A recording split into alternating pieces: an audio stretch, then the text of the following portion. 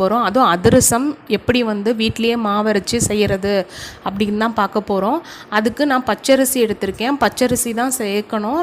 நல்லா 1/2 கிலோ அளவுக்கு, அதாவது அரைப்படி படியில் நல்லா அதிகமாக வச்சு எடுத்திருக்கேன். அதை 2 ட்ரிப் நல்லா வாஷ் பண்ணிவிட்டு தண்ணி ஊற்றி ஒரு 2 மணி நேரம் நல்லா ஊற வச்சுடுங்க. 2 மணி நேரம் நல்லா இந்த அளவுக்கு ஊறின வாட்டி தண்ணியை ஃபுல்லாக வடிச்சிட்டு அந்த அரிசியை ஒரு காட்டன் துணியில் கொட்டி நல்லா ஸ்ப்ரெட் பண்ணி விட்டு 1 ஹவர் வீட்டுக்குள்ளேயே நிழல்லையே வந்து அதை உலர்த்தி எடுத்தால் போதும். ஃபேன் போட தேவையில்லை, வெயிலெல்லாம் போட தேவையில்லை. வீட்டுக்குள்ளேயே 1 ஹவர் அதை இந்த மாதிரி உலர்த்தி காய வச்சா போதும்.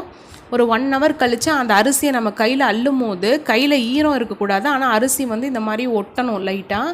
ஆனால் கையில் வந்து ஈரம் இருக்கக்கூடாது. அதான் அரிசிக்குள்ளே அந்த லைட்டாக ஈரப்பதம் மெயின்டைன் ஆகிற அளவுக்கு இருக்கணும். அப்போ தான் மாவு அரைக்கும் போது நல்லா மாவு கிடைக்கும் நமக்கு. இப்போ வந்து இதை மிக்ஸி ஜாரில் போட்டு நல்லா மாவாக அரைச்சி எடுத்துக்கலாம். இந்த மாவு வந்து நல்லா சலிச்சிட்டு ரவை நிறையா இருக்க மாதிரி இருந்துச்சு